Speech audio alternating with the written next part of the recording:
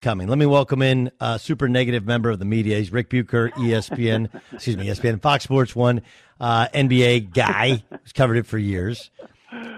Can you remember, I understand they're two very different teams. They do occupy the same city, but they have completely different backgrounds. Like one's won 17 championships. The other team hasn't been on the second round.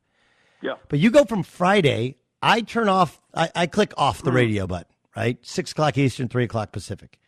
And I'm like, man, Clippers get beat tonight. It's over. Somebody's, I don't know if Kawhi's come back. I don't know if Ty Lue's come back. But as you and I discussed, like Tillman Fertitta, these rich guys that have won in business, they think it's that easy in the NBA. Who's to say happy guy Steve Ballmer doesn't start firing guys? And whereas the Lakers, hey, game 3, LeBron's backing down Jay Crowder and Andre Drummond's on the sideline mimicking it. They're laughing. They're goofing it up. Like, dude, just put number 18 up there and let's plan the back-to-back celebration parade. To now, where the Lakers are banged up, they lost home court advantage. Best case scenario, they survive in maybe in 7. And the Clippers look like a completely different team. Can you remember two teams that have flipped like this in such a short period of time? I can't. Not two teams in the same city for it to be this dramatic. And I agree with you 1,000% in terms of where they were headed and where we thought they were headed going into the weekend and how dramatically it's changed. I mean, obviously some of that is, I can point to specifics as to why. The Clippers have just been massive underachievers, and they finally took advantage of what they have and why all of us, starting last year already, thought they were a team to be reckoned with. And I thought they were even more so this year. And but you never know what you are going to get from them. And then with the Lakers, it's simply they're a lot thinner than people realize. They can't afford any injuries, and everybody's talking about Anthony Davis, but Kentavious Caldwell-Pope is as vital to them defensively as anybody else. Even though he's not shooting the ball well, he's an integral part of that. And they're also built very one-sided. People have slept on the fact that they have lived on their defense, and you lose a couple pieces, and you don't have pieces on the bench that are going to maintain your defensive intensity to the level that they have played it this season. So I can explain why they've gone in those two directions. I think the one that just really surprises me is the Clippers, though, simply because it like the light finally turned on. And I took issue with Game 4 and being described as Paul George and Kawhi Leonard carried them to that victory. No. What they did was finally play faster and share the ball and get everybody involved. They took only 40% of the shots in Game 4. They were at 50% or better of taking shots when it came to the entire team in the first 3 games of the series. And so, I assume they're going to stay on this track. But if they turned and got, self-satisfied and lazy again, it'd be the least surprising thing ever, right? Yeah, there's no counting on. I can look at the Clippers and tell you what they are, but I can't possibly tell you what they're going to be. It's fascinating. The idiots running on the court, throwing things. Yeah. Do I think it feels different? I guess, but we've seen this for years, right? Isn't it social media making it seem like it's bigger and happening more often than it used to happen? I think there's some of that. I also think that, keep in mind, we've gone through the pandemic, so everybody's been locked up. We haven't had anybody in the stands. We haven't had anybody in the arenas. And what have we seen in our country over the last year during that time? We've had a bunch of people thinking that they can go where they've never gone before, that they have the right to do and act however they please in the cause of, I don't know, whatever it might be. And so I feel like this is just a reflection of an attitude and approach of people in our country in general, that it's, I'm a citizen of this country, so I can go wherever the hell I want, and I can kind of do whatever I want in protest or exercising my freedom or whatever it might be. But look, we've got 2 incidents. One guy jumps up and touches the backboard. I mean, it wasn't like he was going out there and trying to engage with anybody. It wasn't anything remotely close to malice in the palace. The bottle being thrown gets a little closer to that. But in that case, I don't know what your position has been on this, but to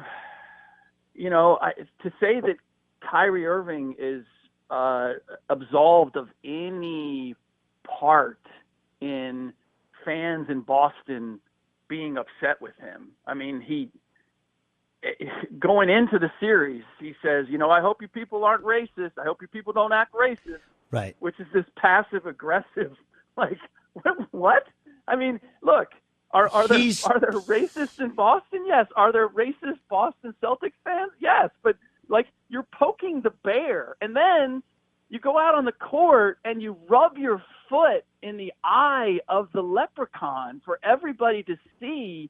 I mean, you're asking for a reaction. And I'm in no way defending throwing a bottle or doing any of that, but you're look, when you have crazy people and then you kind of incite them to do something crazy, I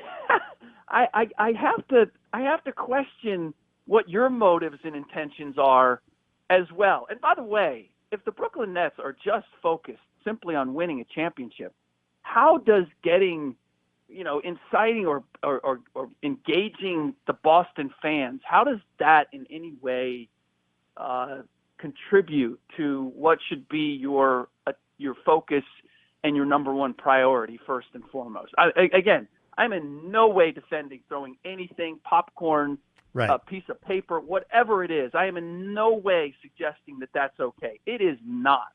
But to suggest that this came out of the blue, I can't go that far. I simply can't. Kyrie, how we want to say big or small, had a hand in what transpired. No question. Well, and how did he suddenly become some victim of Boston when he was there? Like, I mean, I guess if you say it enough, maybe some people will believe you. But like, here's a guy who they traded for. He got hurt.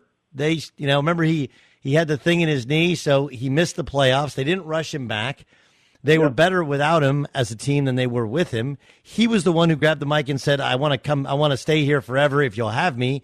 Like, it was, I don't really understand how he became a victim in this whole thing. Yeah.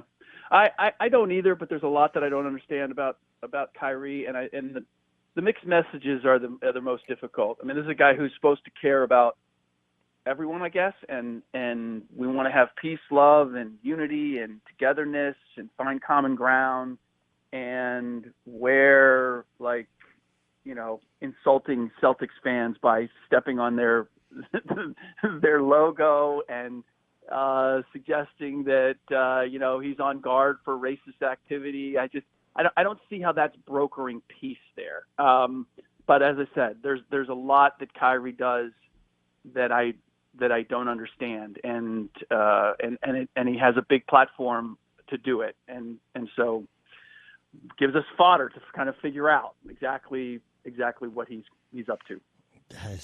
It's a bizarre deal. Lost in this is the fact that Bucks just, with no drama, mollywop the Miami Heat and their culture. Yeah. Are we buying in more to the Bucks? I mean, obviously, the loss of Dante DiVincenzo is a big loss. Are we buying into the Bucks?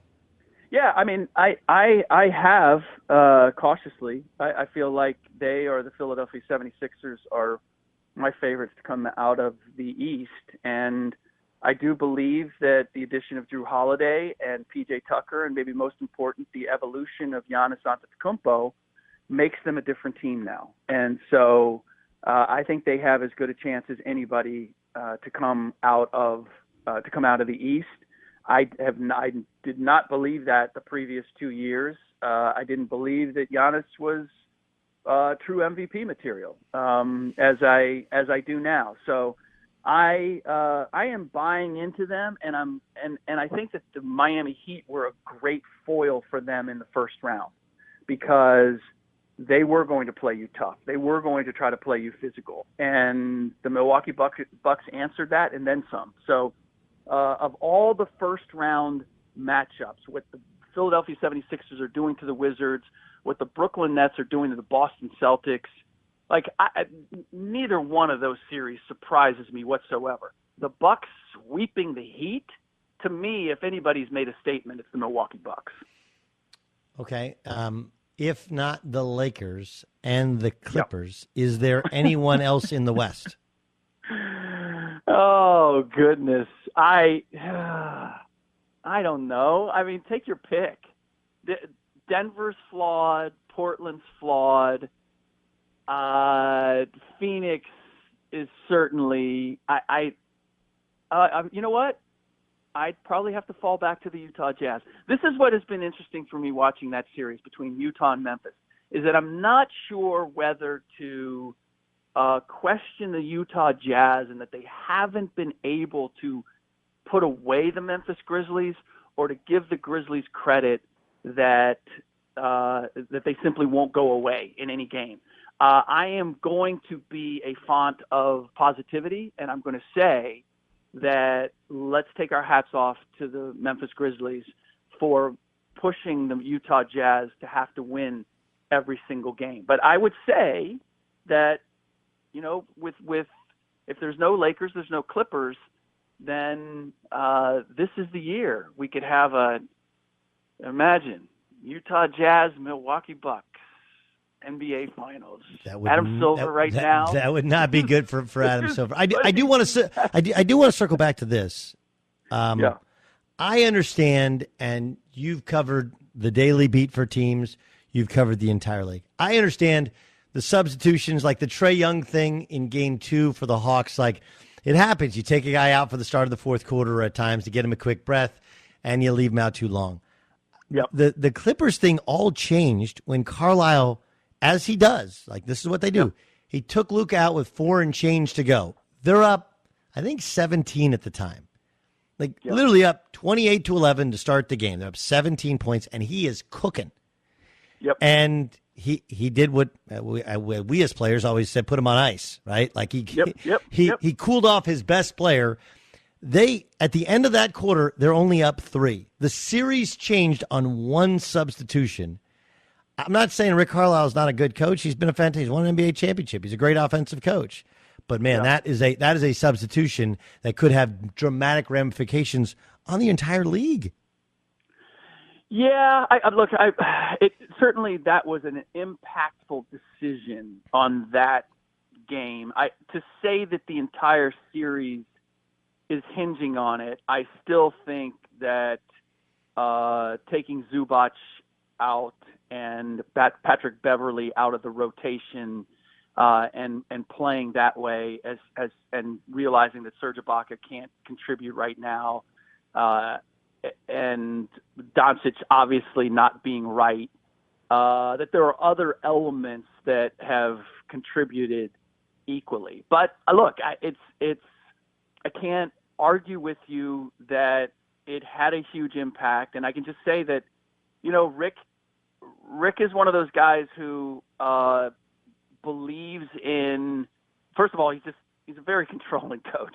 I mean, he's got his ideas of what they should run and how and what their game plan is, and he's not going to let something like somebody's really rolling divert him from what he thinks they have to do. That's too touchy-feely for Carlisle. And so I can see where he kind of fell into that. But I got to tell you, it doesn't seem fair to take one decision like that and say that he blew the series. The Mavericks never should have had a fighting chance to win this series based on the matchups and what the Clippers have. So I'm not going to go quite that far. I do agree. It was one of those decisions where I'm sure Rick, in hindsight, looks back at it, and I know Mark Cuban looks back at it and go, we shouldn't have done that. Yeah. But it happened. It does happen. And no. Listen, if happens a you've lot. coached It happens a lot. basketball, you've made a bad sub. You know, you've made a bad sub, and sometimes by not subbing, you know, do I take a timeout? Do I not take a timeout? Do I sub? Do I not sub? Yep. Like it's one of those things that you. But I definitely think it changed the series. So here's the thing, though. Like, I think those things happen maybe a little more frequently than we acknowledge. It's simply we don't see the repercussions. Like, other things happen, and as a result, it doesn't cost you to the level that it appears to be costing the Dallas Mavericks. Like, there are substitutions, there are timeouts called, there are things done in the course of a game that are a setback, and then the team overcomes them, and we don't make a big deal about it because ultimately they still got the job done. Right, and that's why everything is, and you know, like people say, well, it's just the first quarter. Like you get up 25 in the first quarter, you go look at the stats, it's almost always a wrap. And instead of kind of going for the jugular, they just kind of went with their game plan, and they took the foot off the neck of the Clippers, and as you said, the Clippers woke up and started deciding to move the basketball and attack the defense of the Mavericks, and it's been a completely different story ever since. Buke, great stuff as always. Do you like the Suns or the Lakers tonight? I'm going to go Suns, being at home in Game 5, and not only doesn't look like they're going to have Anthony Davis, but I think Kentavious Caldwell-Pope is still a question mark. Let's put it this way: if the Suns can't win this game, then they have no chance of winning the series. This is the one they have to get, and I'd still give the Lakers a chance of winning the series, even if they lose tonight. But in a weird way, this is very much a must-win for the Phoenix Suns. Buke, awesome stuff. Thanks for joining us.